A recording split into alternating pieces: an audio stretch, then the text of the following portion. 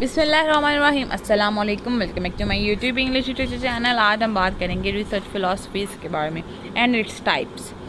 अच्छा, research philosophy क्या होता है, इसकी डेफिनेशन हम आगे पढ़ने वाले हैं और इसकी 4 मेन टाइप्स है: प्रैग्मेटिज्म, पॉजिटिविज़म, रियलिज़म एंड इंटरप्रेटिविज़म। ठीक है, अब हम पढ़ते हैं रिसर्च फ़िलासफ़ी के। एक्चुअली रिसर्च में आपको पहले इसका मीनिंग समझा दूँ। रिसर्च का मतलब होता है to seek out something again. Re mean again and search mean to seek out something or find out something. And philosophy यानी कि इनकी मीनिंग अगर हम टोटली डेफिनेशन पढ़ें, ऐसी रिसर्च, ऐसा एग्जिस्टिंग नॉलेज जिस पे आप जब दोबारा फाइंड आउट करते हैं कुछ, तो उसमें आप अपने आइडियाज़, अपने थॉट्स को अप्लाई करके, कुछ फार्मूला या फिलॉसफीज़ को ही अप्लाई करके जब आप रिसर्च करते हैं तो उस चीज़ को रिसर्च फिलॉसफी कहा जाता है। इसमें क्या होता है, is a system of researchers thought. इसमें आपकी थाट्स इंक्लूड होती हैं जिसमें आप न्यू नॉलेज क्रिएट करते हैं, जो कि रिलायबल नॉलेज होता है, जो कि आपकी फील्ड के अकॉर्डिंग, आपके टॉपिक के अकॉर्डिंग आप रिसर्च करते हैं उस पर। यानी कि ये एक प्रोसेस है रिसर्च फ़िलासफ़ी, जिसमें हम अपने फार्मूलाज़ को, अपने थॉट्स को, आइडियाज़ को, फ़िलासफ़ीज़ को अप्लाई करके जब new pattern of knowledge gain करते हैं, हासिल करते हैं, और न्यू नॉलेज की क्रिएशन होती है। ठीक है, इन्वेस्टिगेशन होती है, डिस्कवरीज होती है, इन्वेंशंस होती हैं न्यू, तो वो फिर किस चीज़ को अप्लाई करते हुए, अपने थॉट्स को, अपने नॉलेज को, अपने आइडियाज़ को और फिलॉसफीज़ को, फार्मूलाज़ को जब अप्लाई करते हुए आप रिसर्च करते हैं तो वो चीज़ रिसर्च फिलॉसफी कहलाती है। ये चीज़ हमेशा याद रखना कि meaning of research, to seek out something again. जब उसके साथ रिसर्च मैथडोलॉजी लग जाता है, इट्स मीन कि सिस्टम ऑफ मैथड्स जिसके बेस पे हम रिसर्च करते हैं, मेथड्स को अप्लाई करके जब हम रिसर्च करते हैं, रिसर्च मैथडोलॉजी कहलाता है। रिसर्च फिलॉसफी जब हम अपनी आइडियाज़, थॉट्स को फॉलो करते हुए, उसको अप्लाई करके, फार्मूलाज़ को अप्लाई करके, जब अपने आइडियाज़ को अप्लाई करके, थॉट्स को अप्लाई करके किस चीज़ पे रिसर्च करते हैं, अगेन सर्च करते हैं, अगेन कोई चीज़ को, नई चीज़ को फाइंड आउट करने की कोशिश करते हैं, तो वो रिसर्च फिलॉसफी कहलाती है। ठीक है, अब इसमें हम डेटा प्राइमरी भी ले सकते हैं और सेकेंडरी भी ले सकते हैं। ठीक है, क्योंकि आपका मकसद क्या है, आपने अपना कोई भी चॉइस जो है आपकी, या टॉपिक अपनी फील्ड के अकॉर्डिंग आपने लेना है, उस पर अपना फार्मूला अप्लाई करना है। ठीक है, ये देखें, आपने पहले एक टॉपिक ले लिया, फिर आपने इस पर फार्मूलेशन अप्लाई की अपनी प्रॉब्लम के अकॉर्डिंग। फार्मूला उस प्रॉब्लम पे अप्लाई करते हुए आपने डाटा को कलेक्ट करना है, उसका प्रोसेस करना है और उसको एनालाइज करना है। ठीक है, आ गई बात समझ में, क्यों क्रिएशन ऑफ नॉलेज के लिए, न्यू क्रिएशन ऑफ नॉलेज के लिए। अब इसकी अगर हम बात करें अनियन के बारे में, रिसर्च अनियन के बारे में, सबसे पहले आप क्या करते हैं, स्टेटमेंट लेते हैं, एक टाइटल लेते हैं, एक जिस पे आपने एक टॉपिक ले लिया, जिस पे आपने रिसर्च करनी है, आपने प्रॉब्लम फाइंड आउट करनी है, क्रिएशन ऑफ नॉलेज करनी है, न्यू क्रिएशन ऑफ नॉलेज। आपने उसको लिया, आपने पहले उसको डाटा कलेक्ट करने के बाद एनालाइज किया, एनालाइज करने के बाद 2 सेक्शन में डिवाइड कर दिया, 2 तरीक़ों से, यानी कि आपने उस पर एक्सपेरिमेंट किए, सर्वे किए, हर तरह का मेथड अप्लाई करके देखा। अप्लाई करने के बाद आपने उनके आउटकम्स को, ठीक है, आउटकम को फर्दर डिवाइड कर दिया, क्वालिटेटिव पे, क्वांटिटेटिव पे, कि कौन सी चीज़ क्वालिटी फॉर्म में आती है, कौन सी चीज़ लिटरेचर में आती है, कौन सी चीज़ साइंटिफिक वे में आती है। उसके बाद करने के बाद आपने क्या किया, आपने फर्दर उस पर थेरीज अप्लाई की। थेरीज अप्लाई करने के बाद आपके पास रिज़ल्ट आ गए, रिज़ल्ट आ गए। उस रिज़ल्ट से अगर आप सेटिस्फाई नहीं हैं, अपनी सेटिस्फेक्शन के लिए आप अपने आइडियाज़, यानी कि अपनी थॉट्स, फार्मूलाज़ को फर्दर उस पर अप्लाई करके जब आप रिज़ल्ट या आउटकम हासिल करते हैं, तो वो थेरीज, फ़िलासफ़ीज़ कहलाती हैं। और वो फ़िलासफ़ीज़ कौन सी होती हैं जो आपने अप्लाई करनी होती हैं? Positivism, realism, interpretivism and pragmatism. ठीक हो गया। अब बात करते हैं प्रैग्मेटिज्म रिसर्च के बारे में। प्रैग्मेटिज्म एक्चुअली होता क्या है, मैं इसका मीनिंग आपको समझा दूँ। Truth is unstatic, truth is not constant. ठीक है, इसमें आइडियोलॉजिकल रियलिटी आती है। यानी कि जो प्रैग्मेटिस्ट हैं वो कहते हैं कि जो आपका नॉलेज है या जो आपकी थ्योरी है वो कभी भी ऑब्जेक्टिव नहीं हो सकती, वो हमेशा सब्जेक्टिव होगी, क्योंकि वो with the passage of time change होती रहेगी, वो स्टैटिक नहीं रह सकती, वो कांस्टेंट ट्रुथ, कभी भी ट्रुथ कांस्टेंट नहीं हो सकता। अगर हम प्रैक्टिकल लाइफ से एग्जांपल लें तो फॉर एग्जांपल एक क्रीम है, ठीक है, वो आपको बड़ा बेनिफिट दे रही है, तो एक ऐसा पॉइंट आएगा वो ख़त्म हो जाएगी, वो आपको रिजल्ट्स देना बंद कर देगी, तो फिर क्या होगा, आप नई क्रीम लेके आएंगे, फिर ऐसा पॉइंट आएगा कि वो भी अपना रिजल्ट देना ख़त्म कर देगी। यानी कि जो चीज़ अगर आप यूज़ करें, अगर आपको लगता है कि यही मेरी ज़िंदगी का एक हिस्सा बन गई है, नहीं, वो with the passage of time आपको रिजल्ट देना ख़त्म हो जाएगी। जो इसकी एक लिमिट होगी वो उस लिमिट तक ही काम करेगी, उसके बाद वो नहीं कर सकती। ठीक है, फिर आप क्या करेंगे, फिर आप नई चीज़ अप्लाई करेंगे। इसी तरह वो कहते हैं कि कोई भी चीज़, कोई भी ट्रुथ कांस्टेंट नहीं होता, कोई भी चीज़ आपकी ज़िंदगी का हिस्सा नहीं बन सकती, ठीक है, मुस्तकिल हिस्सा नहीं बन सकती, परमानेंटली ठहर नहीं सकती, क्योंकि ये प्रैग्मेटिज्म बिलीव करते हैं चेंजेस पे। वो कहते हैं रियलिटीज़ चेंज होती हैं, वक्त के साथ साथ हर चीज़ बदलती है। According to pragmatist there are multiple realities in this world. यानी कि जैसे यहाँ पे उन्होंने कहा हुआ है कि प्रैग्मेटिज्म कहते हैं कि किसी भी चीज़ को हल करने का एक वे नहीं है, डिफरेंट वेज हो सकते हैं, इस दुनिया को देखने के डिफरेंट वे हो सकते हैं। यानी कि मैं किसी और हिसाब से देख रही हूँ, यानी कि एक मैथ का बंदा किसी और हिसाब से, एक साइंटिस्ट किसी और हिसाब से वर्ल्ड को देख रहा है, लेकिन जो मैथ का बंदा है, ठीक है, वो किसी और हिसाब से ऑब्जर्व कर रहा है। तो हर किसी की ऑब्जर्वेशन डिफरेंट होती है, डेट्स वाई आपकी जजमेंट डिफरेंट हो सकती है, आपके पॉइंट ऑफ व्यू डिफरेंट हो सकते हैं। और कहते हैं कि सिंगल पिक्चर जो है, एक इंटायर पिक्चर कभी भी सिंगल रियलिटी नहीं रख सकती। There are multiple reality in this one picture, in this single picture. क्या पता जिस पॉइंट ऑफ व्यू से आप देख रहे हो उस पॉइंट ऑफ व्यू से कोई और ना देख रहा हो। तो यह क्या हो गया कि एक पिक्चर की मुख्तलिफ रियलिटीज़ होती हैं, डिफरेंट मल्टीपल रियलिटीज़ होती हैं। फिर पॉजिटिविज़म और कहते हैं कि इंटरप्रेटिविज़म का कॉन्सेप्ट ज़्यादा है लिटरेचर, उसमें किसी भी सोर्स ऑफ नॉलेज में। किस तरह साइंस कहती है ऑब्जेक्टिविटी, फैक्ट, एक चीज़ आपने प्रूफ कर दी है, साइंस ने प्रूफ कर दिया है, कोई उसको चेंज नहीं कर सकता। इट्स मीन कि जब उसको चेंज नहीं कर सकता तो न्यू क्रिएशन ऑफ नॉलेज नहीं होगा, क्योंकि उसमें मुख्तलिफ चीज़ें अप्लाई करके कोई बंदा देख नहीं सकता उसको, तो फिर किस तरह वो नॉलेज गेन कर सकेगा।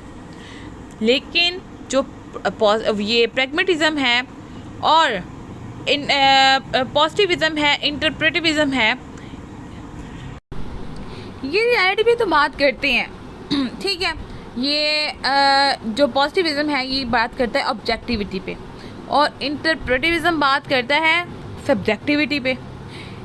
पॉजिटिविज़म बात करता है क्वालिटी पे, इंटरप्रेटिविज़म बात करता है, ये पॉजिटिविज़म बात करता है सॉरी क्वांटिटी पे, जो इंटरप्रेटिविज़म है वो बात करता है क्वालिटी पे। तो ये कहते हैं ये एक्सट्रीम टाइप की ये दो चीज़ें हैं जो कि ऑपोजिट अपने व्यूज़ रखती हैं सोर्स ऑफ नॉलेज को लेके।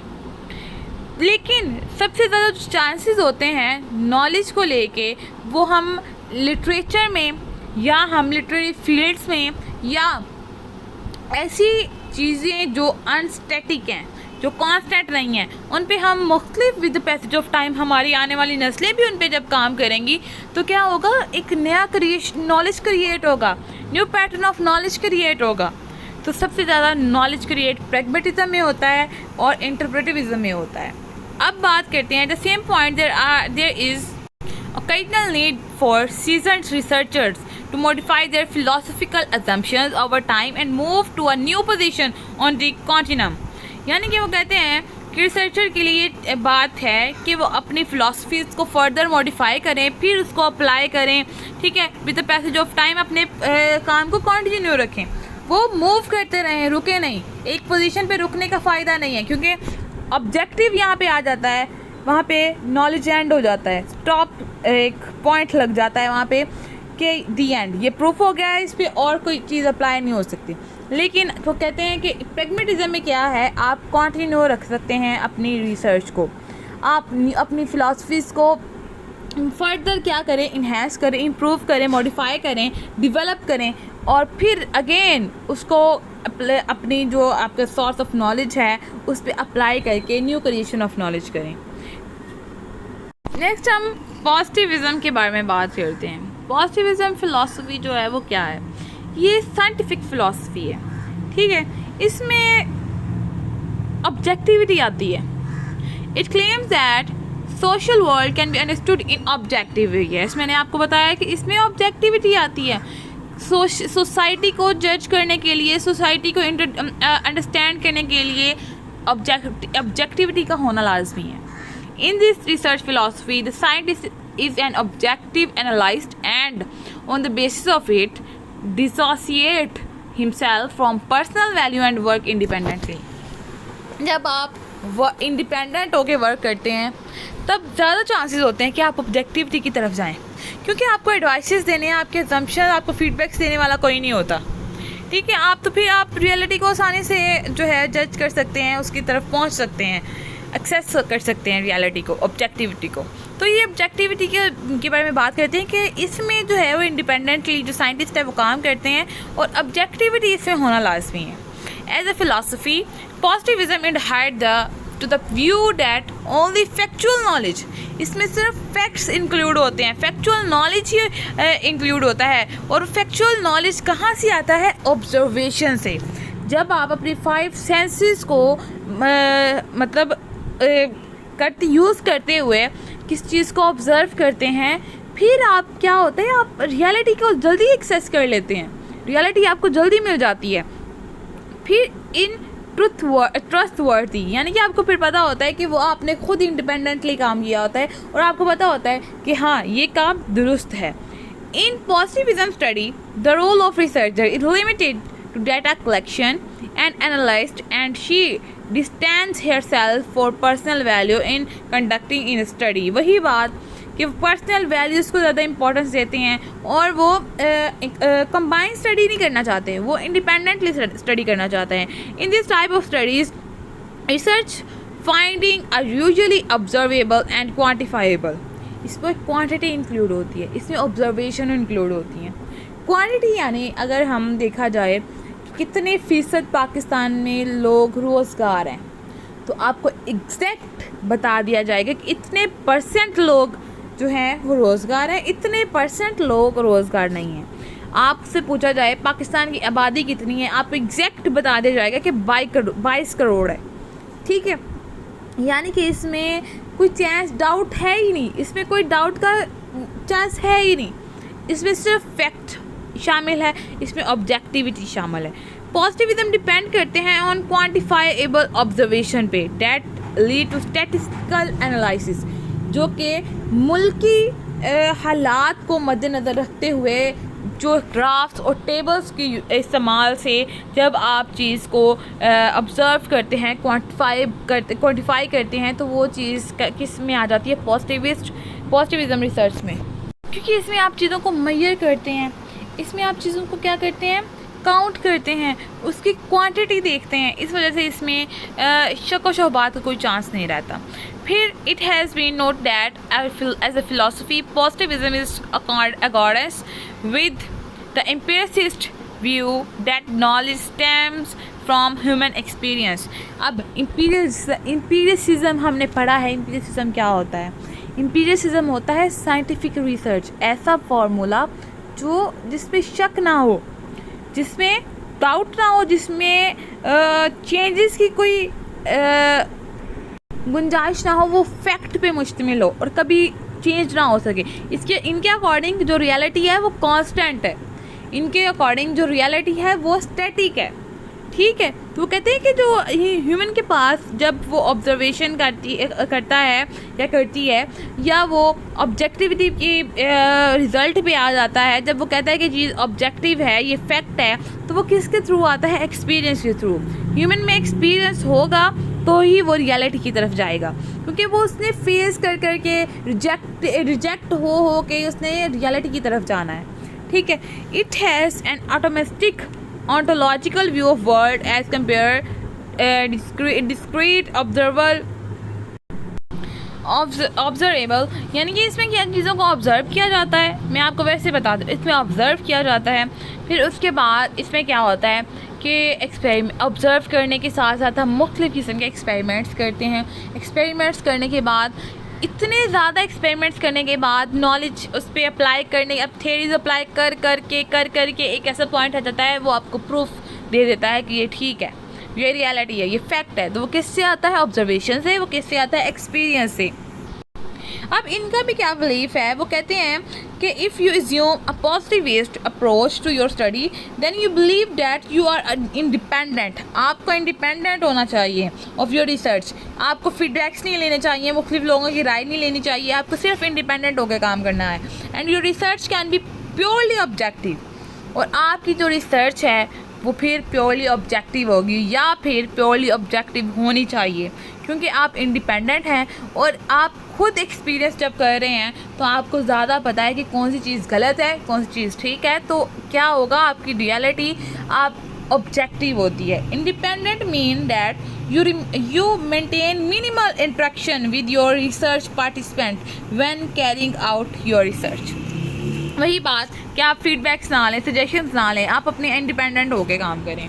ठीक है। अब हम वही बात, इसमें बात आ जाती है कि इसमें क्या है, सिर्फ पॉजिटिविज्म में बात आती है कि बेसिकली प्योरिटी पे बेस करती है और फैक्ट पे बेस करती है। इसका जो कंसीडर करने का दुनिया को, वर्ल्ड को देखने का लेंस है, वो कहती है कि वो ऑब्जेक्टिव पे इन्हिसार करता है।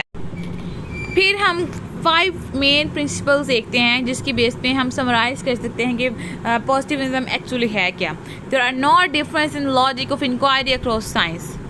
साइंस के अलावा कोई भी ऐसी चीज़ नहीं है जो इंक्वायरी कर सके और आपको प्रूफ दे सके कि ये चीज़ ऑब्जेक्टिव ट्रुथ है। The research should aim to explain and predict. आपकी जो रिसर्च है उसका मकसद होना चाहिए कि किस चीज़ को समझे, उसको एक्सप्लेन करे, फिर उसको प्रेडिक्ट करे। यानी फॉर एग्जांपल एक बात आई थी, आप दुनिया ने रिसर्च की और फिर बात की, एक्सप्लेन किया, हमें प्रेडिक्शन की कि 12 दिसंबर 2012 को ये दुनिया ख़त्म होने वाली है।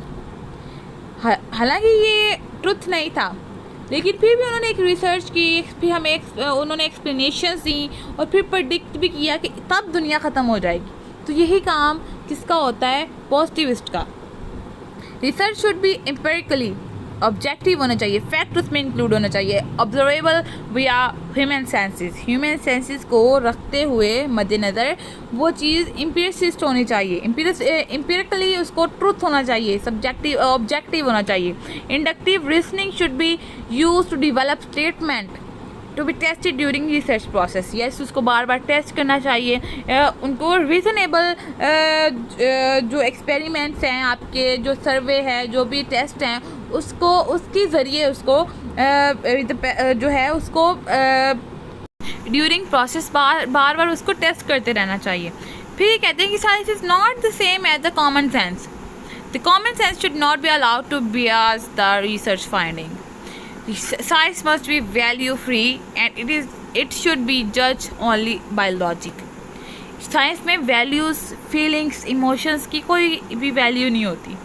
ठीक है, क्योंकि ये लॉजिक मांगती है, ये रीज़न मांगती है, ये ऑब्जेक्टिविटी मांगती है, ये फैक्ट्स मांगती है। ठीक है, ओके, नेक्स्ट हम बढ़ते हैं। ठीक है, जो रियलिज़म रिसर्च फ़िलासफ़ी है, रियलिज़म रिसर्च फ़िलासफ़ी क्या है? ये भी रियलिटी पे बात करती है। Realism research philosophy relies on ideas of independence of reality of human mind. वही बात, जो ह्यूमन माइंड है उसके जो आइडियाज़ हैं, उसमें जो आइडियाज़ हैं उनको उनकी इंडिपेंडेंस को ये ज़्यादा प्रेफर करती है. This philosophy is based on assumptions of scientific approach. ये भी पॉजिटिविज्म की ही तरह की है. टू डेवलपमेंट ऑफ नॉलेज, ये भी साइंटिफिक अप्रोच को प्रूव करती है. किस लिए? आपकी नॉलेज को डेवलप करने के लिए. Realism can be divided into 2 groups. अब क्या है, ये 2 ग्रुप्स में आ गई है, डायरेक्ट रियलिज्म और क्रिटिकल रियलिज्म. डायरेक्ट रियलिज्म और क्रिटिकल रियलिज्म में आपको इजी वर्डिंग में बताती हूँ कि फॉर एग्जांपल रेनफॉल हो रही है, ठीक है. आप जो एक बंदा है, बारिश हो रही है, जो एक साइंटिफिक पर्सन है वो किसी और हिसाब से देखेगा. वो देखेगा कि इसमें केमिकल्स कौन कौन से हैं. और एक और इंसान होगा, वो देखेगा यार कीचड़ हुआ पड़ा है, सारा मट्टी है, कीचड़ है, पानी है. लेकिन जो एक क्रिटिकल इंसान होगा ना, एक लिटरेरी पर्सन होगा, वो क्या देखेगा कि खुशबू, फीलिंग्स, इमोशंस, रेनबो, बारिश, नेमत किस तरह हो रही है, नेचर, हर चीज़ को वो नोटिस करेगा. एक चीज़ वो होती है जो आप देखते हैं वही आप अडॉप्ट करते हैं. एक चीज़ वो होती है जो आप क्रिटिकली इन डेप्थ जाके आप उसको अडॉप्ट करते हैं. जो आप डायरेक्ट देख के वही अडॉप्ट करते हैं, वो क्या चीज़ आती है? What you see is what you get. Direct में आ गई, जो चीज़ आपने देखी वही अडॉप्ट कर ली. एक चीज़ जो आप देखते हैं उसको क्रिटिकली, आपकी 5 सेंसेस उसमें, एस्थेटिक सेंसेस, एस्थेटिक प्लेयर उसमें इन्वॉल्व होता है. वो चीज़ क्या होती है? वो क्रिटिकल रियलिज्म होता है. According to critical realism, sensation and images of real world can be deceptive and they usually do not portray the real world. इसमें इमेजिनेशंस होती हैं. आपके दिमाग में जो इमेज क्रिएट हुई होती है ना, वो रियल वर्ल्ड से कहीं मुख्तलिफ होती है. और वही इसमें कहता है कि क्रिटिकली में जो होता है वो रियल वर्ल्ड इंक्लूड नहीं होती, बट डायरेक्ट में होता है कि रियलिटी इंक्लूड होती है. जो आप देखते हैं वही आप अडॉप्ट करते हैं. इसी तरह अब हम अगर हम इसी की जो हमारे पास आती है रियलिज्म फिलॉसफी, उसी के एग्जांपल देखें तो क्रिटिकल और डायरेक्ट में फ़र्क क्या है. Example of optical illusion below can be used to illustrate the difference between direct and critical realism. Square A और Square B, ठीक है, ये जो स्क्वायर्स हैं इसमें आपको डिफरेंट कलर नज़र आएगा because of neighbouring contrasting square, जबकि इन दोनों का कलर सेम है. ठीक है, आप इसके साथ ले लें, आप इसके साथ ले लें, इन दोनों का कलर सेम है. लेकिन क्या होगा, ये कंट्रास्टिंग में है, इस वजह से हमें इस तरह नज़र आ रहे हैं, जबकि इनका कलर सेम है, स्क्वायर सेम है. वही चीज़ कि एक बंदा जब देखने वाला देखेगा डायरेक्ट रियलिज्म में, उसको स्क्वायर नज़र आएंगे.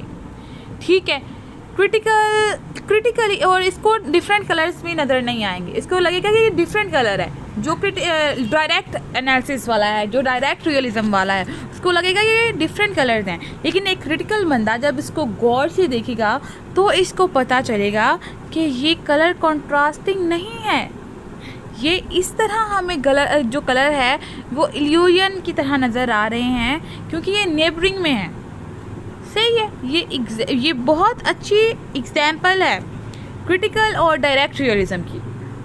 अब क्रिटिकल रियलिज्म मैंने आपको बता दिया है क्या होता है. अब हम बात करते हैं अपने लास्ट पॉइंट की तरफ, इंटरप्रेटिविज्म के बारे में. इंटरप्रेटिविज्म क्या होता है? इंटरप्रेटिविज्म फिलॉसफी जो होती है वो जाने जाते हैं interpretivist involve researchers to interpret element of the study. Thus interpretivism integrate human interest into study. Interpretivism क्या होता है?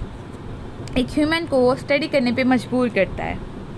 इसमें इंटरप्रेट का मतलब होता है कॉपी पेस्ट करना. अगर हम करें कंडक्ट करना, कॉपी करना, ठीक है, उसको जब हम अपने पॉइंट ऑफ व्यू से देखते हैं. अच्छा, अब हमने पढ़ लिया है, अपनी नॉलेज के अकॉर्डिंग, अपने टॉपिक के अकॉर्डिंग हमने पढ़ लिया है. लेकिन जब हम उस पर अपनी थॉट्स अप्लाई करेंगे, अपनी फार्मूलाज अपने माइंड के अप्लाई करेंगे, आइडियाज़ अप्लाई करेंगे, फिर उसको जब हम अपने वर्डिंग में कॉपी पेस्ट कर देंगे, कंडक्ट कर लेंगे, तो वो इंटरप्रेटिविज्म हो जाएगा. Interpretive researcher assume that access to reality is जो सोशली कंस्ट्रक्ट होती है ना रियलिटी, उसको वो assume करता है. इसके बाद is only through social construction such as language, consciousness, shared meaning and instruments. Development of interpretivist philosophy is based on critique of positivism in social science. According this philosophy emphasize qualitative analyze over quantitative analyze. अच्छा, मैं आपको बताती हूँ इस पर क्या है. अब आप कहीं जाएं, लंदन में जाएं, वहाँ पे आपको एक मीनार नज़र आएगा, तो क्या होगा, आप समझ जाएंगे कि ये मस्जिद है, ठीक है.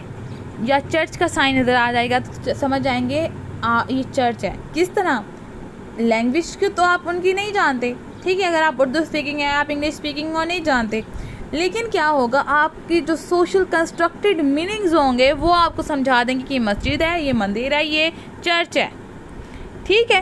तो ऐसी चीज़ जो कि सोशली आपको अडॉप्ट करते हैं, जो सोशल कंस्ट्रक्शंस होती हैं, जो सोशली कंस्ट्रक्टेड मीनिंग होते हैं, उनके ज़रिए आप अडॉप्ट करते हैं. लेकिन आप जब उसको किसी को गिव अप करते हैं, देते हैं या रिटर्न मटेरियल पे लिखते हैं, तो आप अपने वर्डिंग्स में जब उसको एक्सप्लेन करते हैं, यानी कि आपने देखा, उसको अडॉप्ट किया, फिर उसको किसी दूसरे तक पहुंचाया अपने लफ्ज़ों में, तो वो इंटरप्रेटिविज़म कहलाता है.